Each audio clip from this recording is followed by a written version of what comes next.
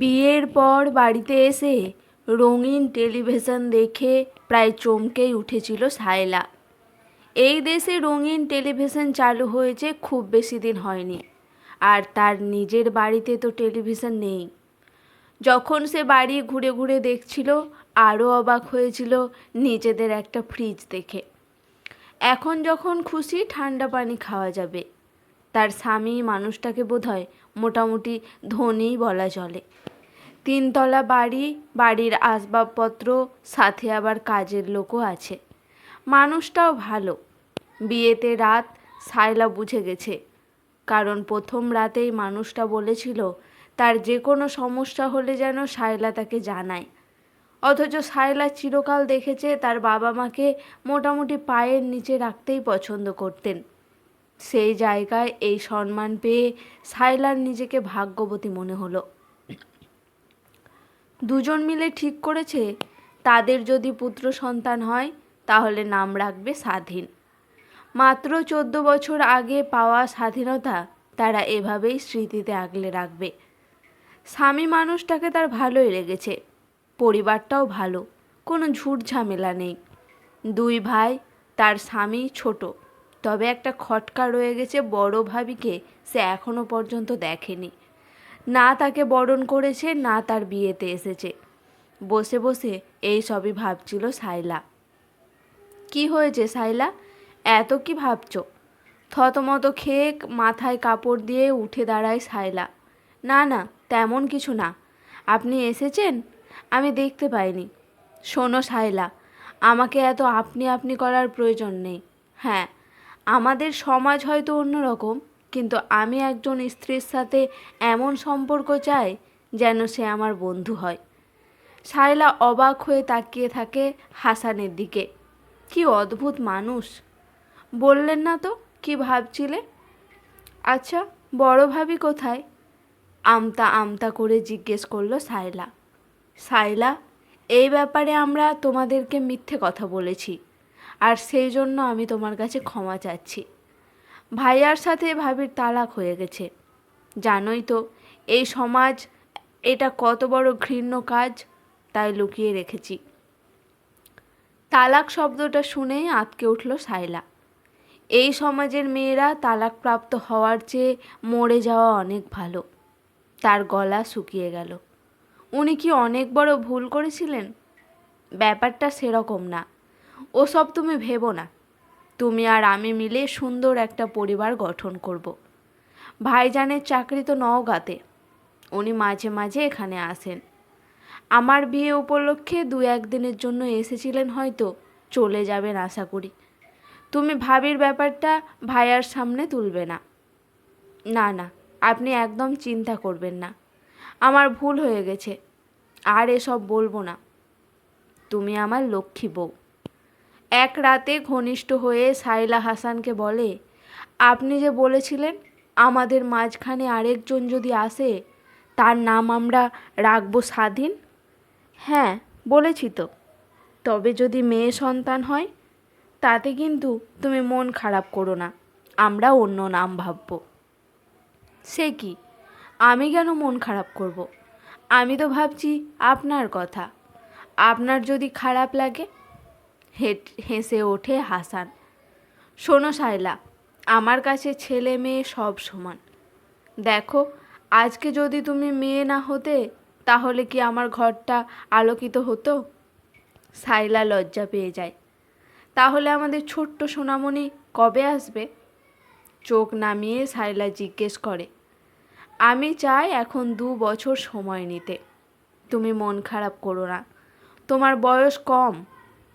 আমার বয়স 18। সায়লা খানিকটা অবাক হয়। জানি, কিন্তু আমি চাই আরও 1-2 বছর যাক। তোমার শরীর বাচ্চা নেওয়ার জন্য প্রস্তুত হোক, তারপর আমরা বাচ্চা নেব। কি, মন খারাপ হয়ে গেল? সায়লার চোখ ভারী হয়ে গেল। তার স্বামী তাকে নিয়ে এত কিছু ভাবে? হাসান তাকে জড়িয়ে ধরার আগেই সায়লা আরও নিবিড় হয়ে যায়। বড় ভাই চলে গেছে অনেক আগেই। সায়লা এই বাড়িতে মোটামুটি রাজত্ব করে বেড়ায়। বলতে গেলে তাকে কোনো কাজই করতে হয় না। সে এক মনে রঙিন টেলিভিশন চালিয়ে দেখে, মাঝে মাঝে বিয়ের শাড়িতে হাত বোলায়, গয়নাগুলো নেড়ে চেড়ে দেখে। সে যে কখনো এতগুলো গয়নার মালিক হতে পারবে নিজেই জানতো না। তার ভাগ্য এত ভালো। আর হাসান তার ব্যবসার সমস্ত আয়ের কিছু অংশ সাইলার হাতে দেয়। প্রথম দিন অবশ্য সাইলা খুব অবাক হয়েছিল। সাইলা, এখানে 8,000 টাকা আছে, তুমি তোমার কাছে রাখো তো, আমি এত হিসাব নিকাশ রাখতে পারি না। এই সব টুকিটাকি ব্যাপারগুলো তুমিই দেখো, আর আমি কোথাও আটকে গেলে না হয় আমাকে একটু সাহায্য করো। হাসান হেসে বাথরুমের দিকে যায়। 8,000 টাকা! সাইলা ভীষণ অবাক হয়। এরপর থেকে প্রায় প্রতি মাসেই এরকম হয়ে আসছে।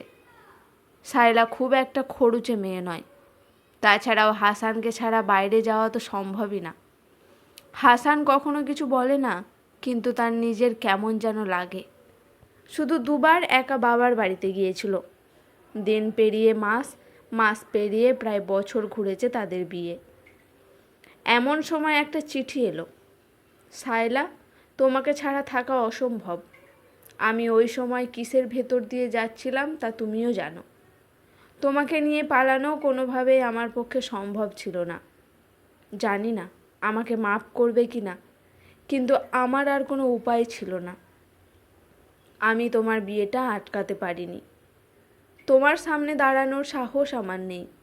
যদি আমাকে ক্ষমা করো তাহলে প্রেরকের ঠিকানায় একটা চিঠি দিও, বুঝে নিব আমায় তুমি ক্ষমা করে দিয়েছ। ইতি, তোমার ভালোবাসা। মুহূর্তে সাইলার চোখ ঘোলাটে হয়ে ওঠে। তার প্রথম প্রেম, প্রথম ভালোবাসা রায়হান। পাশাপাশি বাড়িতেই থাকতো ওরা। ছোট বোনের সাহায্যে খবর আদান প্রদান, চুপি সারে সন্ধ্যার পরে অল্প কিছু সময়ের জন্য লুকিয়ে দেখা, স্কুলে আসা যাওয়ার সময় চোখাচোখি। সাইলার চোখ ভিজে আসে। এতদিন পর মানুষটা তাকে চিঠি লিখেছে। আগে কখনো চিঠির প্রয়োজন হয়নি, আজ হয়েছে। সাইলা এখন অন্যের চেয়ে। চাইলেই যে এখন আর কারো সাহায্যে তাকে কিছু মিনিটের জন্য দেখা যায় না, হাতে হাত রাখা যায় না। সাইলা জানে ওই সময় কোনোভাবেই রায়হানের পক্ষে তাকে নিয়ে পালিয়ে যাওয়া সম্ভব ছিল না। রায়হানের পরিবার নিম্নবিত্ত, তার চাকরি বাকরি নেই। সে চায়নি তার জীবনের সাথে সাইলাকে জড়িয়ে জীবনটা নষ্ট করতে। সত্যি তো, তাহলে কি আজ সাইলা এত বিত্ত বৈভব পেত? সাইলা, কি করছো? আচমকা হাসানের আগমনে হকচকিয়ে গিয়ে চিঠিটা মাটিতে পড়ে যায়। সাইলা ঢোক গেলে। অবশ্য হাসান দেখলেও কিছু যায় আসে না, কারণ বিয়ের পরপরই সে হাসানকে রায়হানের কথা খুলে বলেছে। হাসান মানসিকভাবে একজন উন্নত ব্যক্তিত্বের অধিকারী, এইটুকু এতদিনে সে বুঝে গিয়েছিল, তাই তার বলার সাহস পেয়েছে। সে সাইলার হাত ধরে বলেছিল, তোমার অতীত নিয়ে আমার কোনো মাথা ব্যথা নেই, ওরকমটা হতেই পারে, তবে এখন তুমি আমার। সাইলার বুক থেকে ভার নেমে গিয়েছিল। প্রায় 3 মাস হতে চলল চিঠি আদান প্রদান। রাহান প্রায়ই দেখা করতে চায়, বাড়িতে আসতে যায়। হাসানের অনুপস্থিতি কিন্তু সাইলা না করে দিয়েছে, কারণ বাড়িতে বহু পুরাতন দুজন কাজের লোক আছে। ওনারা হাসানের জন্ম হতে দেখেছি এই বাড়িতে।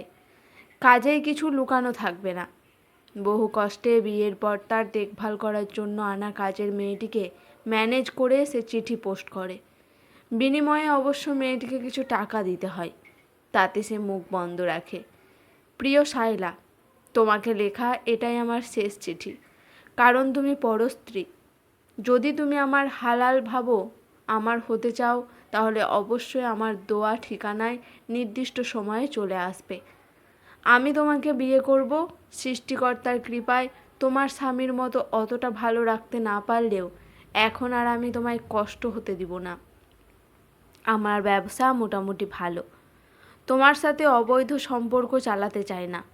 প্রথম কিছু মাস হয়তো তোমার সমস্যা হবে, কিন্তু তোমার ভাগ্যে আমার ভাগ্য ফিরবে অবশ্যই, কারণ তুমি আমার সৌভাগ্য। যদি তুমি আসো তাহলে কেবল আমার একটা খবর দিও, অন্যথায় চিঠি পাঠানোর কোনো প্রয়োজন নেই। রায়হানের পাঠানো চিঠিটা পড়ে সাইলা খানিকটা দ্বিধান্বিত হয়ে যায়। রাতে তার ঘুম আসে না। হাসান বারবার জানতে চায় তার কি হয়েছে। সে কিছুই বলে না। এখন বাজে রাত 8:45। সাইলা দাঁড়িয়ে আছে স্টেশনের প্ল্যাটফর্মে। তার ব্যাগে এতদিনের হাসানের রাখা 1,18,000 টাকা, সাথে প্রায় 15 ভরি গয়না।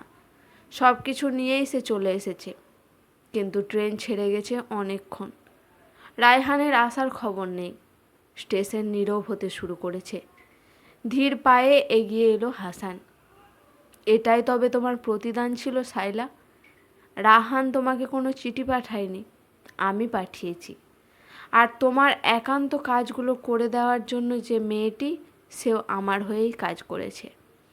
ভেবেছিলাম শেষ পর্যন্ত তুমি শুধরে যাবে, কিন্তু আজ তুমি সব কিছু নিয়ে আমার ভালোবাসা ছেড়ে, তোমার সংসার ছেড়ে, তোমার ঘর ছেড়ে অতীতকে প্রাধান্য দিয়েছ, যা আমি কেন কোনো স্বামী মেনে নিতে পারবে না।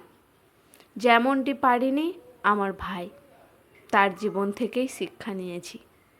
তোমার হাতের ব্যাগটি দাও, ওইটা আমি নিয়ে যাব, কারণ ওখানে আমার পরিশ্রম আছে, আর তুমি আমার নও, তাই তোমাকে এখানেই রেখে গেলাম। হাসান একটা কথার সুযোগ না দিয়েও ব্যাগ হাতে নিয়ে হন হন করে হেঁটে চলে গেল। সাইলা তখনও ঘর থেকে বের হতে পারেনি। তার পায়ের তলার মাটি কাঁপছে। একই সর্বনাশ হয়ে গেল তার। কি করবে সে এখন? আজকের গল্পটি এখানেই সমাপ্ত। গল্পটি কেমন লাগলো অবশ্যই জানাবেন। ভালো লাগলে পাশে থাকবেন।